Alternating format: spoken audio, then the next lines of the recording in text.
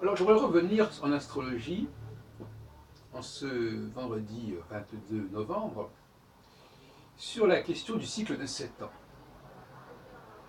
Parce que finalement, ça me paraît une notion extrêmement importante et extrêmement ergonomique et commode. La règle est la suivante, et elle a dit que le cycle de 7 ans, il a complètement disparu du discours astrologique, il faut dire les choses comme elles sont. C'est une espèce d'extrapolation par rapport au cycle de 7 jours, n'est-ce pas? On en a parlé, c'est le passage du cycle lunaire au cycle de Saturne. Et le fait est que quand un événement a lieu à un moment donné, il doit être en résonance avec tous les événements qui sont distants de 7 ans, en amont et en aval, et tous les multiples évidemment de 7. Alors on peut jouer à ce jeu-là. Et ce qu'il faut comprendre aussi, c'est qu'on a deux types d'événements. On a les événements conjonctionnels et les événements disjonctionnels.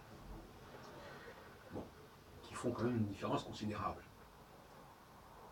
Qui sont liés à ce que j'ai appelé dans d'autres vidéos la question le type de pouvoir, la légitimité du pouvoir qui émane tantôt d'en haut, et donc de droit divin en quelque sorte, ou tantôt d'en bas, c'est-à-dire d'après le suffrage du collectif. Mais on peut jouer à ce petit jeu, et ça présente un intérêt parce que il ne faut pas se leurrer, il faut que les choses soient simples. Ce que les astrologues n'ont pas compris, c'est que dans notre processus subconscient et dans notre processus aussi tout simplement social, il faut que les choses soient simples. C'est probablement une erreur d'ailleurs d'avoir abandonné le septennat pour le quinquennat. À mon avis, ce n'est pas une très bonne idée. Parce que l'intérêt du septennat, c'est que ça permettait justement de mettre en place ce cycle de 7 ans. Et donc ça perpétuait quelque chose. En passant à 5 ans, on casse complètement le système fâcheux. Et donc, les gens savaient, c'était une sapience, ils savaient que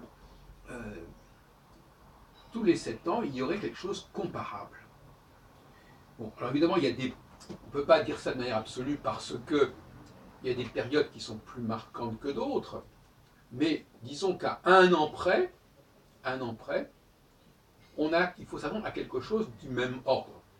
Du même ordre, encore faut-il savoir de quoi on parle, pas n'importe quoi. Hein. De l'ordre du pouvoir, de l'exercice du pouvoir. Donc c'est pas n'importe quelle chose que je fais, dans 7 ans, ça se reproduira. Mais dans le domaine de l'exercice du pouvoir, des modalités de pouvoir, il y a des répétitions, il y a des récurrences qui sont certainement instaurées depuis des millénaires et que nous continuons à... Parce que, vous savez, notre humanité, elle est assez amusante. Elle parle de changement et elle ne sait pas ce qu'elle doit changer.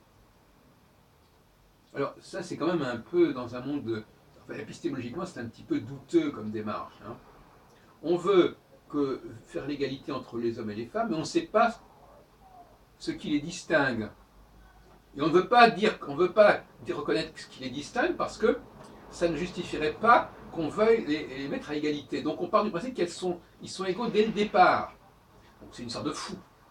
Eh bien, de la même façon, on veut élaborer une théorie du temps, des calendriers électoraux, qui sont quand même des calendriers du pouvoir. Ils ont donc une théorie du pouvoir qui est sous-jacente à tout ce système électoral, mais cette théorie du pouvoir, elle n'est pas élaborée, elle n'est pas établie.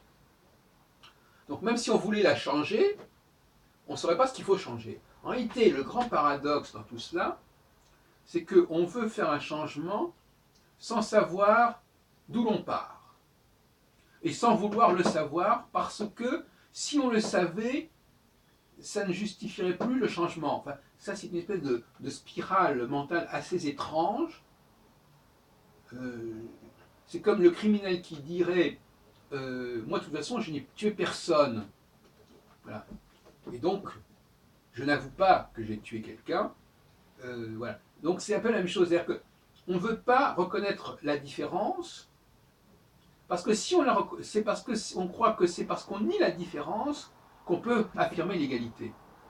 Et si je reconnais la différence, je ne peux pas affirmer l'égalité. Donc je reconnais que je ne suis pas capable de changer les choses, donc je dois dire que les choses seront déjà changées intrinsèquement et dès le départ, qu'elles n'ont jamais été autrement. On est dans le déni. Donc le déni permet de dire il n'y a jamais eu de différence, donc il n'y a pas de changement à faire. Donc soit j'entre dans une problématique de changement, soit je dis non, il n'y a pas de changement. Et comme il n'y a pas de changement, il n'y a pas de problématique de changement. Bon, alors ça, ce sont des... les gens sont agressés par ce genre de raisonnement qui ne tient pas debout. Ce sont des discours qui sont extrêmement ambivalents, qui sont extrêmement alambiqués, voilà, oui. Mais, je ne sais pas, il faut savoir d'où on part. Quand on veut changer, on doit savoir ce qu'on doit changer. Et quand je dis ce qu'on doit changer, non, il ne faut pas jouer sur les mots. Il ne faut pas dire nous voulons qu'il y ait égalité ou nous voulons supprimer ceci ou cela. Qu'est-ce qu'on veut supprimer? Alors on va dire je veux supprimer l'inégalité. C'est n'importe quoi. Quelle inégalité? En quoi elle consiste cette inégalité? À ce moment-là, on s'arrête sur des problématiques relativement secondaires.